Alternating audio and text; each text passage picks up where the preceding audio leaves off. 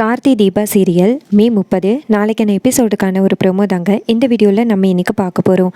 எபிசோடை ஸ்டார்ட் பண்ணுறதுக்கு முன்னாடி இந்த வீடியோவை மறக்காமல் லைக் பண்ணிக்கோங்க. உங்களுடைய ஒவ்வொரு லைக்ஸும் அடுத்த வீடியோ போடுறதுக்கு எங்களுக்கு கொஞ்சம் என்கரேஜிங்காக இருக்கும். எபிசோடு எப்படி ஸ்டார்ட் ஆகுதுன்னா, தீபா சொல்கிறாங்க, சார்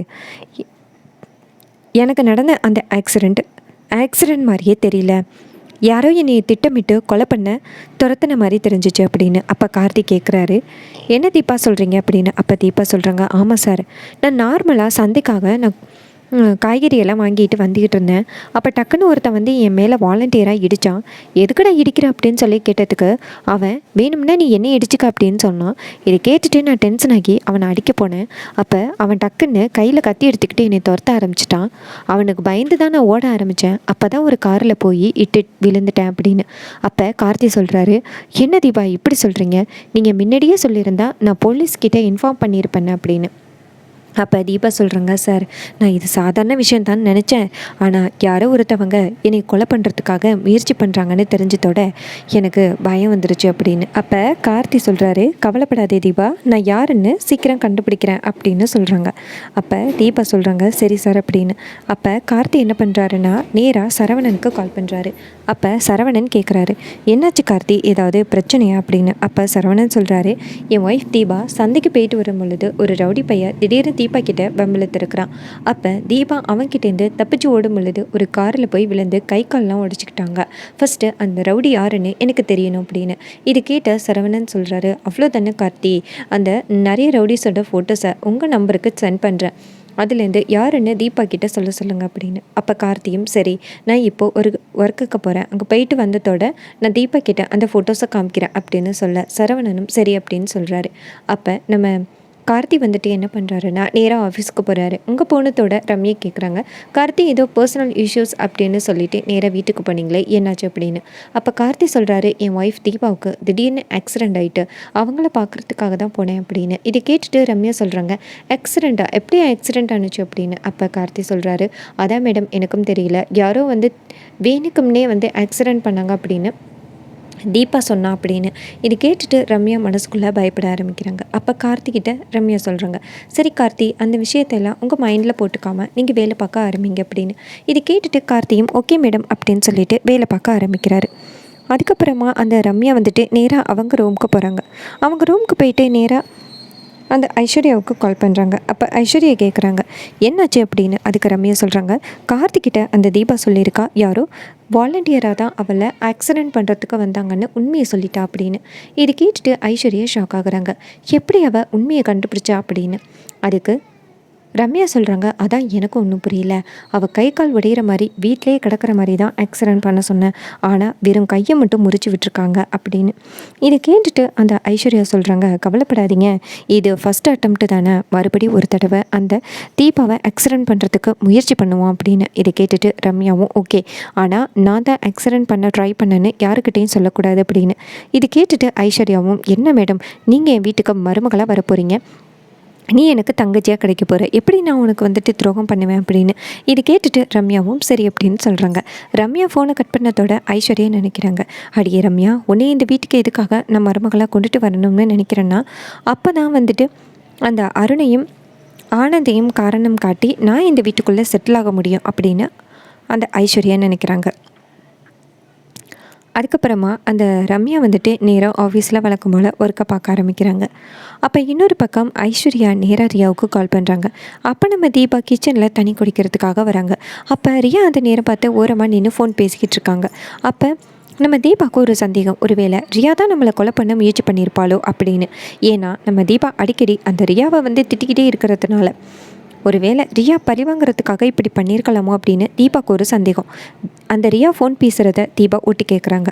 அப்போ ஐஸ்வர்யா கேட்குறாங்க, ரியா அங்கே என்ன நடக்குது அப்படின்னு. அதுக்கு ரியா சொல்கிறாங்க, இந்த தீபாவுக்கு ஏதோ ஆக்சிடெண்ட் ஆகிட்டு போல், கை கால் உடைச்சி வீட்டில் வந்து உட்காந்துருக்கா அப்படின்னு. அப்போ ஐஸ்வர்யா சொல்கிறாங்க, அவள் கை கால் உடஞ்சதுக்கு யார் காரணம், அந்த ரம்யா தான் காரணம் அப்படின்னு. இதை கேட்டுட்டு அந்த ரியா சொல்கிறாங்க, என்ன சொல்கிற அப்படின்னு. அதுக்கு ஐஸ்வர்யா சொல்கிறாங்க, ஆமாம், நானும் அந்த ரம்யாவை சாதாரண ஆளுன்னு நினச்சேன், விட்டால் அந்த தீபாவை தீத்து கட்டிடுவா போல் கார்த்தியை அடையிறதுக்கு அப்படின்னு. அப்போ ரியா சொல்கிறாங்க, ஓ அந்த ரம்யா சரியான ஆள் தான், கார்த்திக்காக என்ன வேணாலும் பண்ணுவா போல், கார்த்தியை வந்து அடையிறதுக்கு அந்த தீபாவை கூட தீர்த்து கட்ட முயற்சி பண்ணுறாளே அப்படின்னு. இதை கேட்ட நம்ம தீபாவுக்கு ரொம்ப பெரிய அதிர்ச்சி. அப்போ தீபாவுக்கு கண்ணெல்லாம் கலங்குது.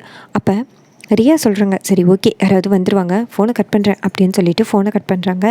அப்போ நம்ம தீபா இந்த விஷயத்தை கேட்டதோட செம ஷாக் ஆகுறாங்க. நம்ம தீபா வந்துட்டு நேராக அவங்க ரூமுக்கு போயிட்டு அழுகுறாங்க.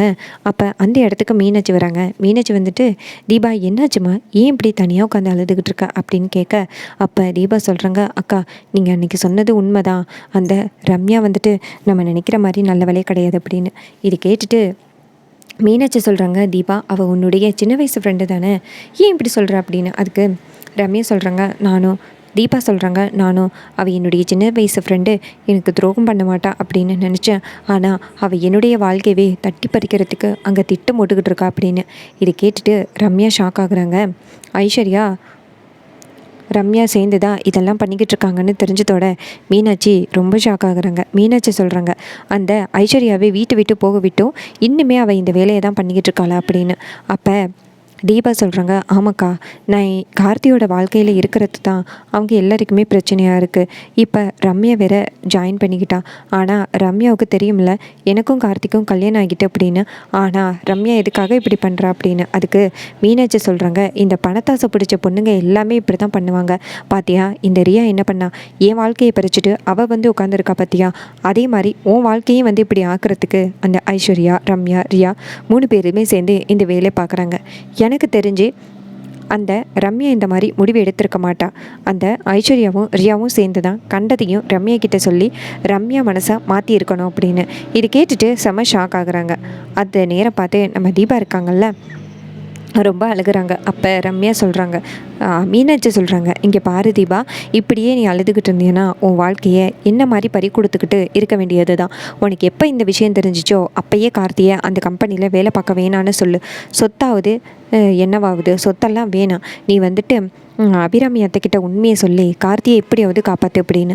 அப்போ தீபா சொல்கிறாங்க, எனக்கு கார்த்திக் சாரை பற்றி நல்லா தெரியும், கார்த்திக் சார் எனக்கு துரோகம் பண்ண மாட்டார், எவ்வளோ பெரிய அழகி அவர் முன்னாடி வந்து நின்னாலும் கார்த்திக் சாருக்கு நான் தான் ஒய்ஃப்னு நல்லாவே தெரியும், மற்றவங்க மாதிரி கார்த்திக் சார் இல்லை அப்படின்னு.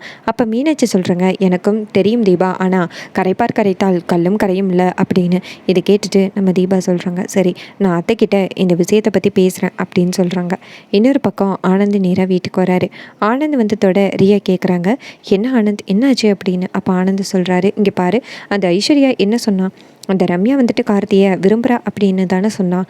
நானும் போயிட்டு ஆஃபீஸில் அவகிட்ட கேட்டேன். ஆனால் அவள் நான் கார்த்தியை விரும்பவே இல்லை, கார்த்தி வந்து சாதாரண லேபர் தான், தீபாவோட ஃப்ரெண்டு, எப்படி நான் வந்து தீபாவோட ஹஸ்பண்டை நான் எப்படி வந்து லவ் பண்ணுவேன் அப்படின்னு சொல்லி எங்களையே வந்துட்டு திட்டுறா அப்படின்னு. அதுக்கு ரியா பயங்கரமாக சிரிக்கிறாங்க. அப்போ ஆனந்த் கேட்குறாரு, இப்போ எதுக்கு இப்படி சிரிக்கிற அப்படின்னு. அதுக்கு ரியா சொல்கிறாங்க, ஒரு வேளை அவள் லவ் பண்ணுறேன்னு ஒத்துருந்தா நீ வந்து என்ன பண்ணுவ, நேராக வந்துட்டு அபிராமிக்கிட்டேயோ இல்லை கார்த்திக்கிட்டேயோ உண்மையை சொல்லி பிளானையே சொதப்பிருப்பில்லை அப்படின்னு. இதை கேட்டுட்டு ஆனந்தி கேட்குறாரு, அப்போ என்ன தான் பண்ண போகிறீங்க அப்படின்னு. அப்போ ரியா சொல்கிறாங்க, அதை பொறுத்திருந்து பாருங்கள் ஆனந்த், உங்களுக்கே புரியும் அப்படின்னு ரியா சொல்கிறாங்க.